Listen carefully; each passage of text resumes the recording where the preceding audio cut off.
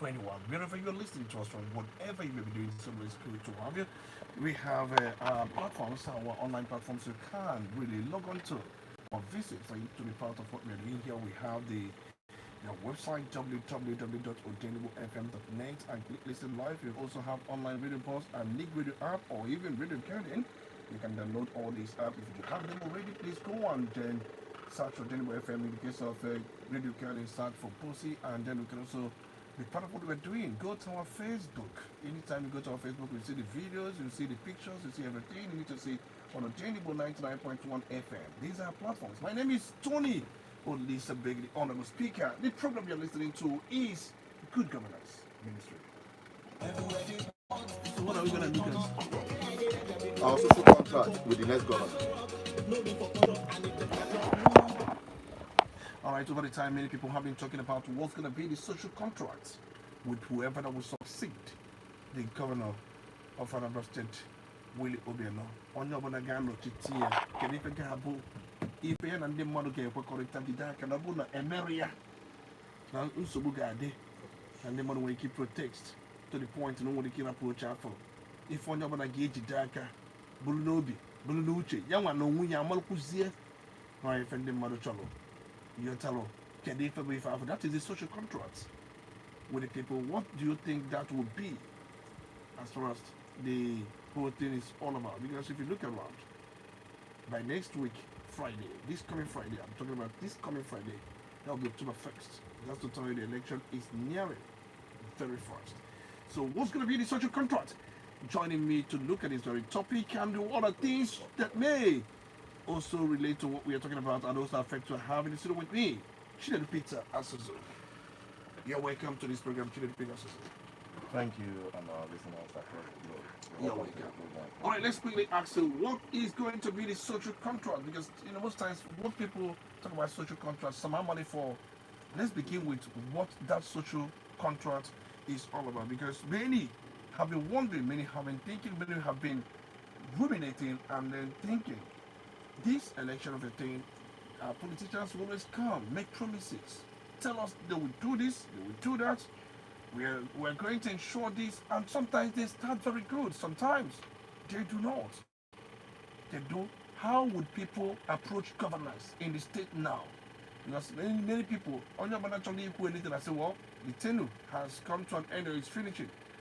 The new approach to governance on the side of the people. Because most times, people are also involved, people are also into it, people are also to have some elements of blame, even when you don't blame them totally, because when poverty and hunger may have dealt with somebody, the person may not even reason in the direction you are thinking that he should reason. But outside that, let's talk about social contract before we now talk about what that social contract will be between the people of the state and the successor of the governor of Anambra, who's going to be his successor. So let's talk about social contract. What is social contract? Let's start with that. Okay, Tony, thank you very much. In a brief, our people in EMEA very well, especially in our business. Oga Jello Jepota one boy, Bia, Fana sign agreement. One Yabon one boy, honored one boy, even one boy again, Maru no Gano, where Savoie or Gia, or even Gibbon and Nowaga State. So that only one boy bata. Omali ife a na-atụ anya n'aka o kwesịrị ime n'ife o kwesịrị ime n'ihi na ọ bụ onye bịara ịsa avụ ọgị ya. Now, abịa n'ife gbasara ndọrọ ọchịchị, election, politics, governance. Social contract simply means that contract anyị na-assign with ndị boy anyị, ndị anyị na-akpọ boy. No English for public servants, beginning with the governor. In this case, I know the governor. He enter an agreement or a boy in the next 4 years. An agreement or a serve one day Anambra State. I name me a business I'm an I benefit Basalo government or I nail it. May not be very impa. Yeah, man, the government, Governor Banezio, make on lord over the people. without knowing no neighbor at the mercy and privilege and trust bestowed on him by the people. So, even in a quote, kedu social contract, kedu agreement anyị ga-assign with the next governor of Anambra State. Kedu even Nanya, time ago when you say the people are malefacture, the people are malefacture. Now, good governance ministry, the mode the leadership directive for our people. Malefacture. Malopani case demand there. Malopani case where hold the person accountable. But you sign no contract, you would go. You would give, may sign no contract. You default one of that contract, all with consequences. There will be or got what I'll go boy. You will go near not or even a face away now. So, even a quote table, can you contract I got signed, social contract I got signed with the next public servant in the Anambra State, the chief servant in the Anambra State again. You know, most times when you make people to believe that the governors and their leaders are their servants, but they find it difficult to believe because they don't behave like servants. Because they will ask you, a servant can't be going out with sirens, with arrays of police and security details, and then with red carpet. And most times you can't even get close to the so-called servant. And most times the servant has so much power, so much power, and so much influence. So how is the person a servant, somebody who decides who becomes what or who doesn't become what and all that? So when you speak about it or come up with the language of servant, people will tell you, please, are we talking about Nigeria? Are we talking about elsewhere? But that's aside. And the truth is this, people will tell you, if they don't do what is expected of them, how do you hold them accountable? That's always been the question. Yes. Now, Tony, go over the years, bastardizing public trust, public office. A break go the soul of the society to the point that now, in a situation whereby Tony, one boy akaluzi ogia. Obuno oga na-eje agbaje eje emepe shop zacha shop boss afia jebubata afia menka nwa boy ezega na ruzia zegalo even jebute kwolo ogia ni bunye e man even dia. It is normal, it is abnormal, it is absurd to see such situation. Man, that is what we are seeing among the people, and you can understand. Now, over the years, they use go poverty and hunger. We beat down the soul of the society. That the society has now relinquished their power. And then, basically, Oga Rumo, Oga Demo Reformer, Oga Ejinolo, Oga Energy. What I suppose that cast a spell on the person. Sometimes, in the child, I said, even I can go physical problem. Spiritual problem can see issue where so spiritual solution where so this thing. Because for those ordinary, it is not ordinary for you to see a public servant that entered into office all of a sudden amass wealth that you cannot even trace the source. All of a sudden, up at the village here, the chichi line one year up. In the mother kule bunesie. Oje kwa no noka. Ebunye iruoche tie na night tie na dikin tie na chichini na na chinu no ụka onwere onye ajụ kedu ka isi wee na enekwata ọchịchị enye gị n'aka ozi enye gị n'aka kedu ka isi enekwata ya anya ụzọ anya adịrọ mana ego ụzọ a na-eweta a na-generate internal revenue a na-eweta nke a na-eweta from the nke one a na-enyeba as a statutory allocation and the rest of them. Kedu EVGM. Our schools are up to standard. Our healthcare service delivery is below standard. That even these people cannot even afford to make use of the same public utilities they left for the people. The schools, their children school abroad. The hospitals, they go abroad for medical treatment. Security, they go about with security motorcade, security detail fa na-atụ egwu because the one ụjọ na-atụba eme one day because ama alụba na-akpa anya ndị agụụ na-agụ nwee ike tete one day a sị na ịfụta n'ụtụtụ ọkụkọ chụwa gị gbawa ịmara ma ofuru ezi enu n'anyasị ụjọ na-atụba na na-amarụ mbọsị ndị mmadụ ga-efu ezi enu n'anyasị especially with the kind of message anyị na-ehit on the people. Ụjọ na-atụba anyị kaba ya eji wee na-agba onwekwa okike with several what do you call it, security details.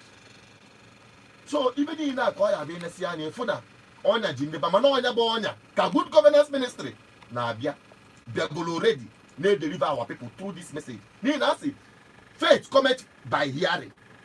Our people can have faith if they did not hear the message. Ọnya ka anyị ji wee na-ewere the gospel of liberation liberate ye gị ọ ikwenye izire eme gị mmụọ mmiri chukwu. Our people need how to share this message and may have baptism. The baptism that will ignite the political revolution we need to structure our political landscape. Ka enwee leaders, ka enwee ndị ndu chụpụ ndị ọchịchị na batinye gaa n'ime ọbịa. Ọ ebe anyị na-ekwu okwu tata. Now, our people have come to agree that it is time. N'ife niile anyị na-achọ, ife niile anyị na-ekwu anyị chọọ n'obodo a, isi sekpụ nte bụ na be anyị ga-adịrịrị mma. Ọnọdụ anyị ga-agbanwe. Ndị be anyị mgbe ọsọ eje obodo oyibo na-ata afụfụ karịa anyị nọ here. So ọ ka emetụta nwa na-arụ. So nwere onye ịgbapụ ọsọ n'obodo ebele ebe ịgbategara ya. So it has come to that point where we are doing mental surgery, brain surgery, changing the narrative in the banning so that we will be free economically, politically, socially, and even spiritually. So can you can you want to ever need those bani? So that go with they can say, Came and know what the case me and anyway. The kind you wear to Cabani them, the candy was wedding, that's the kind of pay for with gold. See what you go to pay your kind on what. So that I would anyway can go to the limit at 1. So I will mal work. If I need a cook social contract, I need no other gabane. Ijela nozi, dika governor. Jack I need a cook Anthony. Before election there, man, I need a drag back to this place. All die at the Otafamuta. Ndị mmadụ chọrọ ịnụ onuva. Ndị mmadụ chọrọ ka ha na-aba nwee nkwurịta okwu nke abụrụ nke ọ ya bụ ije na political rally a na-asụ ogologo oyibo. Ndị mmadụ chọrọ ịjụ ajụjụ. Matter from them. Ekwukwa ebe anyị kwụ. Ị na-ekwu ebe anyị na-ekwu. Ị na-eje ebe anyị na-eje.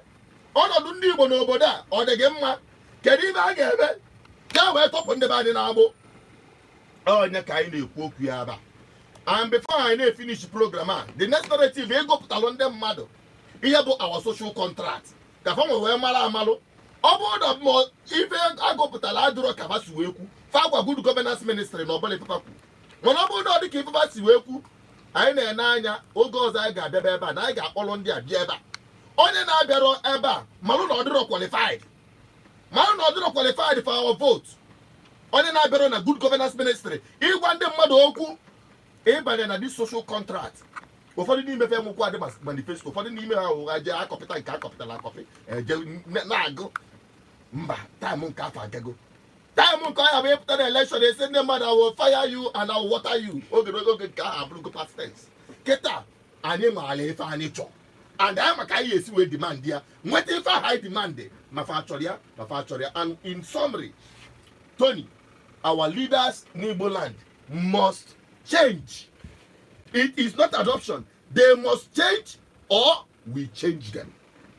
That is our bottom line. All right, when you say you must change, and you know, these politicians, many of them have been at one public office or other. Some of these politicians that are coming out right now, people will tell you that you don't need to dig deep for you to know much about these very politicians. Or into the fact that they have been in the politics for a long time. They have been in the politics as well. So it's one thing to say that what goes around comes around. But the question that is, are they ready to change? Are they ready to adhere to the needs of the people? Look at Onitsha Owerri Road, which we believe that has cut into two and has thrown so many people into hardship. Nenanya truck, Nenanya Wada. Many of them will stay at traffic for 1 hour, 2 hours, 3 hours. It is disheartening that even sometimes these are politicians will carry their siren. Good if I know they don't queue. Have you seen a politician who is in the queue and with traffic on the end of the queue? Is it possible? I need people to answer that question. Have you seen a politician, a non-politician, not in a queue? In the grade A politician, not only a member of a political party, a grade A politician. If you are not in a queue, not in a traffic, without able, if I will just send them on the all from Abundiana, you know, most times I ask, because if you look at the roads are bad because of them. The traffics are bad because they cannot manage a number of things that should have made the traffic to be very much seamless.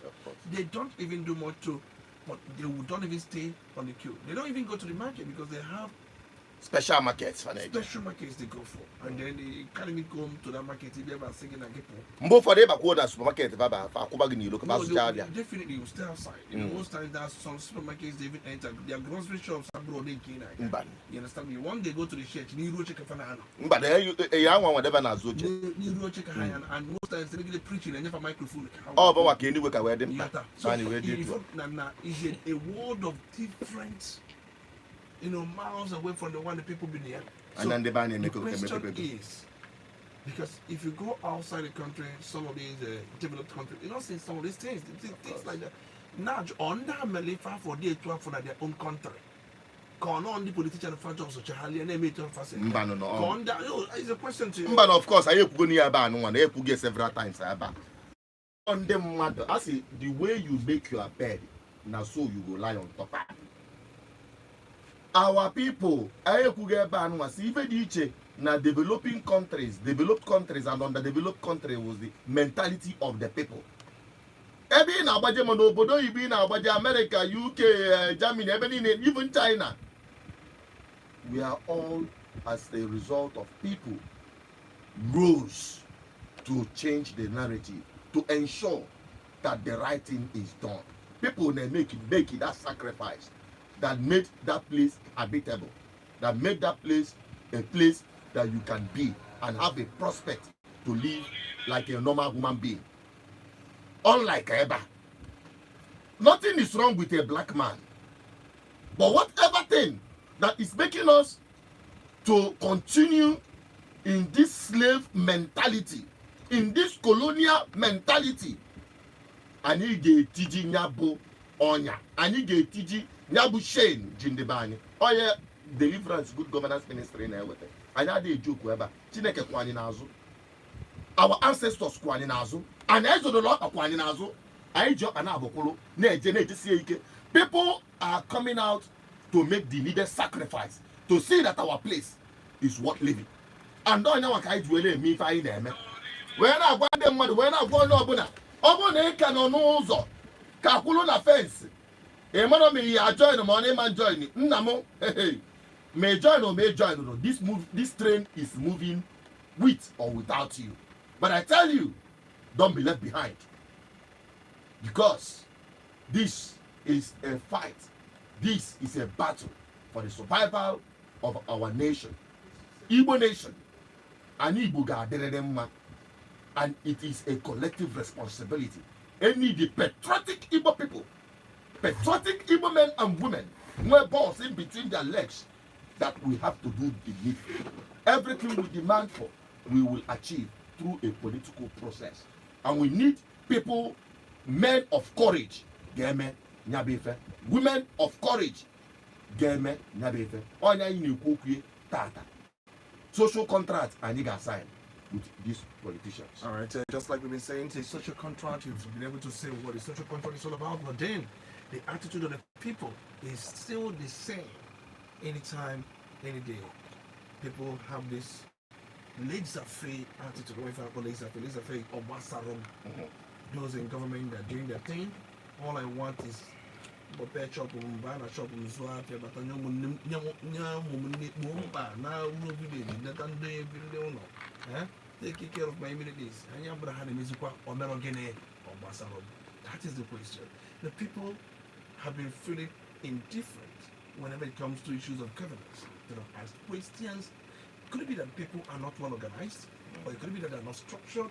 Or Does it mean that because we don't have pressure groups, those who their sole responsibility is to task government to those duties, to know how government spend the common resources of the people? Tony, and go so many pressure groups in the past. Politically pressure, even these politicians which are their own pressure groups. Malife DH, the good governance minister, that this is a movement of the people, backed up by our ancestors to free our land. There is no two ways about it. And nothing can stop a people who are determined to be free. Equal that now, yes, people are not organized, that is the problem. But that is what good governance ministry is here to do, to organize the people. That's why you have to join good governance ministry. Number one, you are in a cook now good governance this social contract. I got go to Tony. Can the mother wait solar and nolo if I do whip it? Obo no dabaro, un on a phone who and car dabaro. A man and kiji. A good governance ministry social contract with whomever that will be the governor of Anambra State. The first category will economy and productivity. 1. Ban on open grazing and setting up of agricultural estates with ranching provisions. 2. Establish mechanic and IT villages respectively in different senatorial zones in Anambra State. Public-private partnership in real estate investment. Invest in young civil engineers for local roads and bridge constructions. Invest in tourism and hospitality. Social infrastructure. Yabo Abanke Ebwa. Under it, construct and upgrade, maintain our public hospitals and clinics. The same is applicable to our schools and our markets. They must upgrade it, they must construct new ones where needed, and they must maintain high standard hospitals, schools, and markets in Anambra State. To maintain and upgrade high standard emergency response team for fire incidents, health related incidents, probably accidents on the road, and other natural disasters. Quality infrastructure. Biscuit road. Alusia, maybe develop a crime against the state. Serious punishment. I want to talk about social security. Rehabilitation of war veterans under social security. Our war veterans, they must be rehabilitated. I had a chat with the Comelania, and if I can talk with Anambra State, spread it across the southeast. Because our fathers are put on the paputa. Here I am weak, I'm one, I want to do in the Tata. I take you. So we must rehabilitate them, we must honor them. Justice must be efficient and transparent. One key say public and private ethics. Number 1, declaration of assets by all public servants, beginning with the governor and all on interval. Governor Ganano otu anisi ano na program a na ajunju onu o na agwa obodo ife ọ na-eme na ebe ọ nọ na ebe ọ na-eje ndị obele ife difficult for them to do, so they must do it. Igbo agenda. Number 1, are they committed to this? Not nebuberon, but in action. He will lead, mobilize, inspire ndị Igbo to the Nigeria. No, this way. This is our irreducible minimum. Abona Nigeria bendero, okay, break. 2, champion and lead a Kuruono campaign. Now agitate, now push, now identify with organizations, now push this thing. Now it is time for the political leadership now is champion, yeah. Help all these organizations like ADF, headed by Professor Zodem Mawala, and Senedec, headed by the former Minister of Power, Bat Naji, and other sister groups who are sincere about these political gang ups organizations. No, these are men that have been tested and proven the how integrity, and they are on course to leading people to where we are going. Then last in Igbo land, this is the summary of our social I move on to other states in the southeast. Our people, everybody should come out en masse. Can I achieve all this purpose? This our goal must be achieved.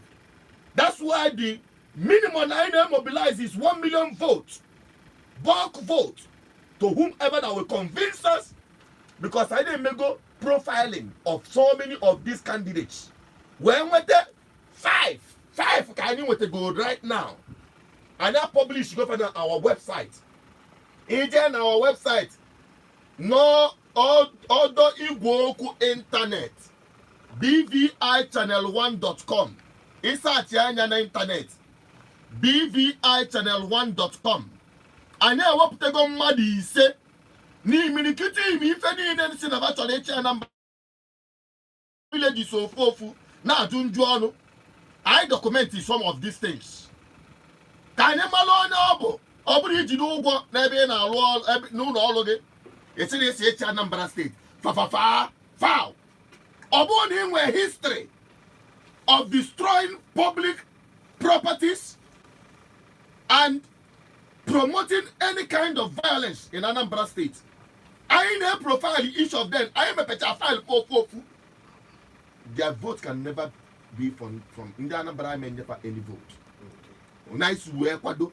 More than 5 Bundes in a habit to cut off mark. The barest minimum.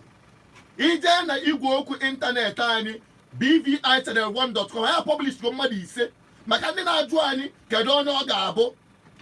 Get out Uge Belugo Nambabu. Ijaba and the mother cast about that online vote. At the end of the day, Una Guani from the result. He have put the result ever Gabra can read.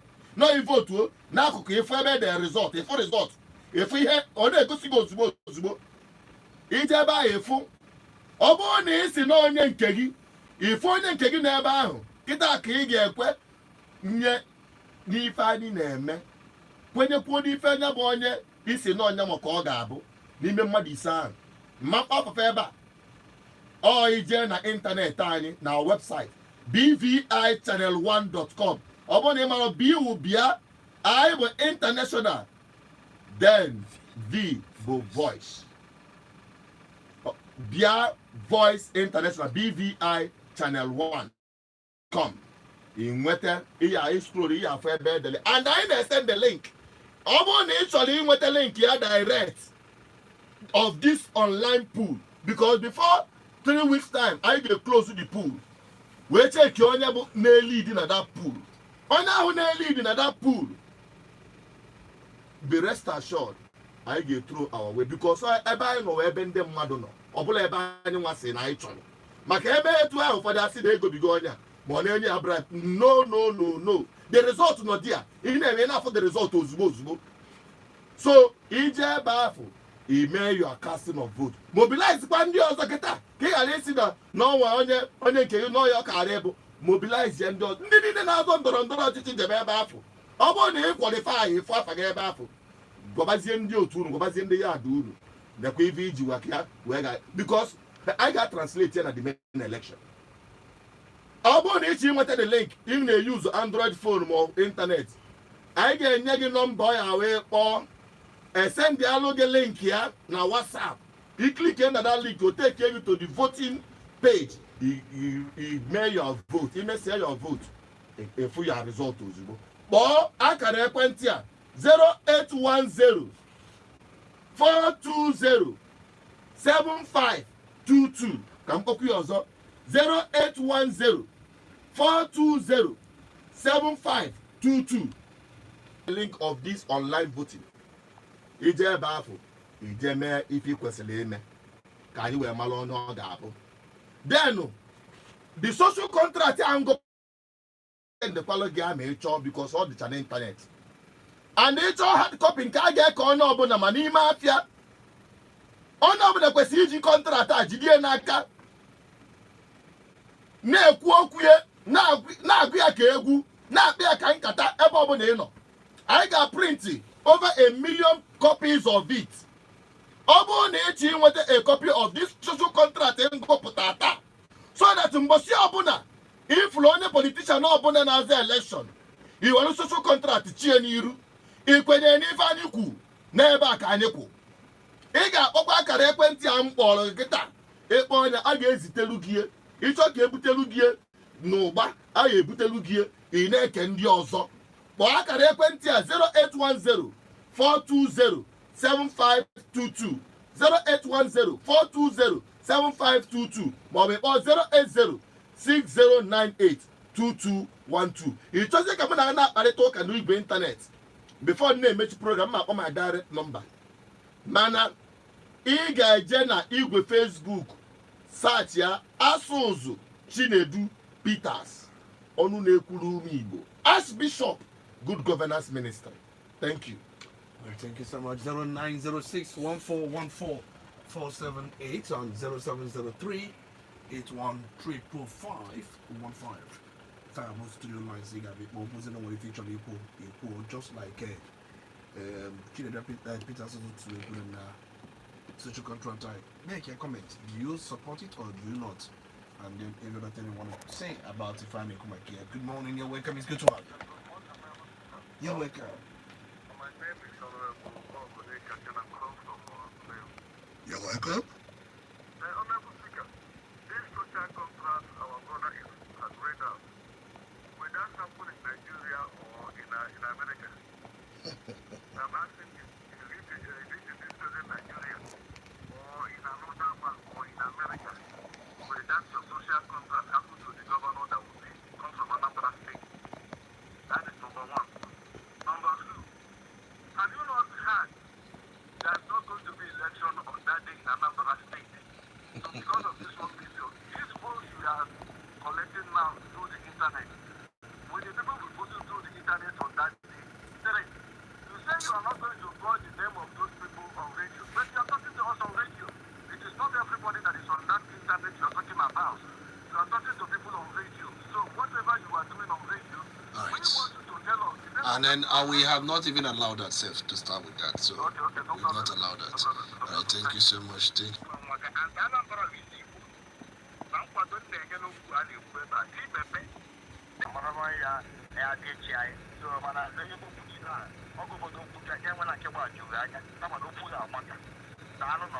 Okay, thank you so much. Good morning, you're welcome. It's good to have you.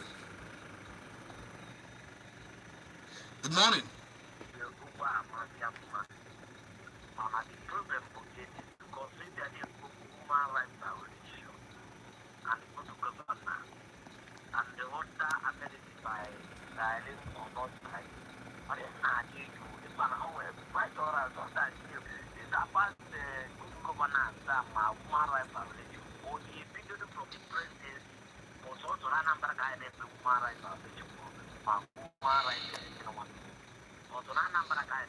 Because actually whatever the take place in this state must run from federal. Whatever the order that I said last time, when governor when they came to put that, get that, when they came in with power over the issue and the commission of the police in the state. And when the governor when they came with that for a partner, open place, the kitchen, good governance. And men, the men are labor, maybe, all the Not really. one thing to find on the very correct goes ready. Taking a bank of Done. you know, this is many of thousands or millions of people take the good night. Is on your work. When we can have our movie on to everyone on the guy and the Bamparia Campania, which is my share by a quiet to my friend that could. That one side. Because of the kid, we bro, like the guy from that. Omar is the woman. It's going to open our water. I look at Maka and they will to go guide his ears. I need to be a different number of Lute, Anambra, Anambra, a state of Perunia.